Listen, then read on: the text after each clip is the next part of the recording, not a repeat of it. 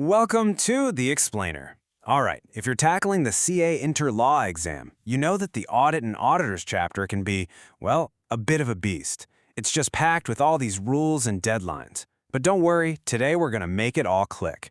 We'll walk through it as the auditor's journey to really lock in this revision.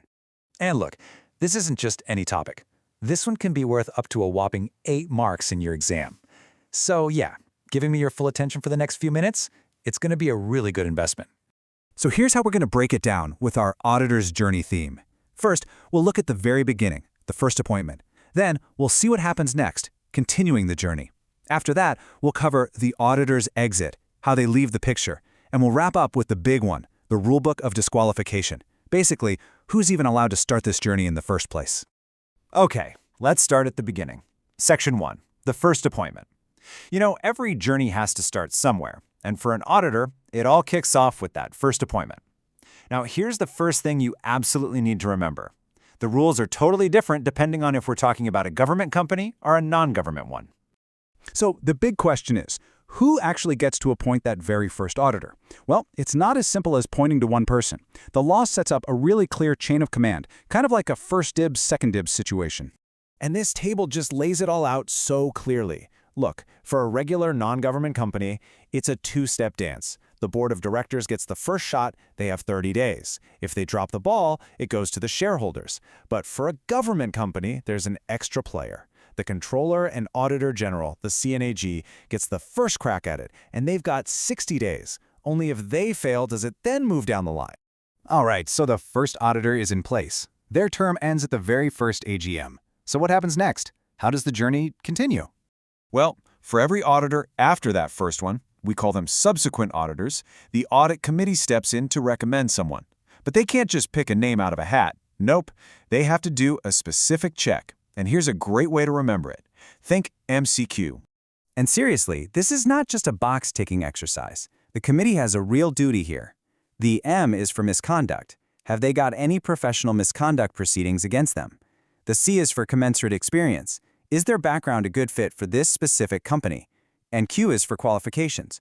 Are they actually qualified to do the job? MCQ. Simple. Okay, but what if an auditor just up and leaves in the middle of their term? That's what we call a casual vacancy. And guess what? The rules are different again. For government companies, the CNAG gets first dibs to fill the spot. For non-government companies, the board can handle it. But here's the tricky part, the detail you got to remember for the exam. If the vacancy is because the auditor resigned, then the shareholders have to approve the new appointment later on. That's a key distinction. Now let's talk about how long an auditor can stick around. For an individual, it's one term of up to 5 years.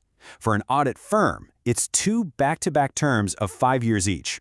After that, they're out. A mandatory 5-year cooling-off period kicks in.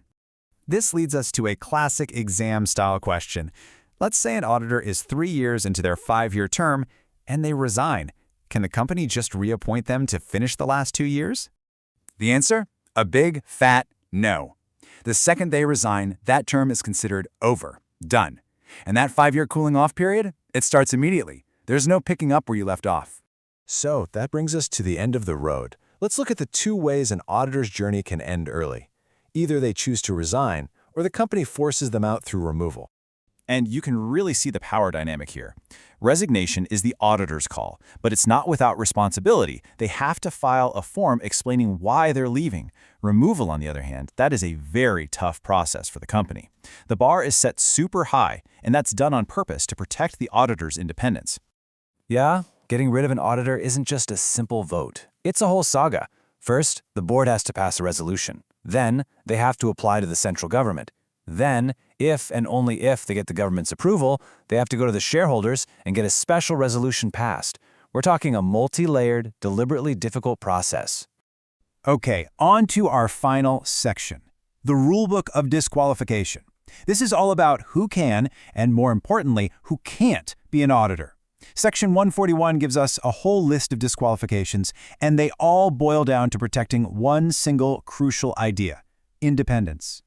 The whole point here is to avoid any conflicts of interest. So the law basically says no to anyone who is too close to the company.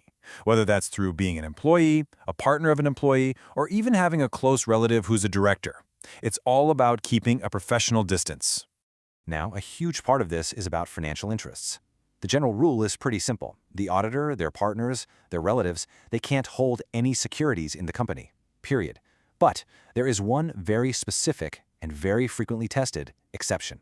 And the magic number you need to burn into your brain for this exception is 1 lakh rupees. And the details here are absolutely critical. First, this exception is only for a relative, not the auditor themselves, not their partner, just the relative. Second, and this is a big one, the limit of 1 lakh rupees is based on the face value of the securities, not the market value. That can be a massive difference, so don't get tripped up on that. Besides owning shares, there are a couple of other financial no-nos. If the auditor, their partner, or a relative is in debt to the company for more than 5 lakh rupees, they're disqualified. Same thing if they've given a guarantee on behalf of someone else for more than 1 lakh rupees. More numbers to remember. And finally, to really hammer home that independence point, Section 144 lists a bunch of services an auditor just can't provide to their client. There's a popular mnemonic for this, KISA BFOM, which covers things like accounting, internal audit, and management services. The logic is simple, right? You can't be the one auditing your own work. You know, all of this really comes down to a famous quote by Lord Justice Lopes. The auditor is a watchdog, but not a bloodhound. It just perfectly captures the role. Their job is to be alert, to be vigilant, to verify things, but not to go in assuming there's fraud. They're there to check, not to hunt. And that's our 5-minute journey. This whole complex framework we've just run through is designed for one thing, to guarantee auditor independence. But it does leave you with a big question, doesn't it? Do all these detailed rules actually create a truly independent watchdog? Or do they just create a box-ticking professional who's more worried about complying with the rules than anything else? It's definitely something to think about as you really get to grips with this chapter.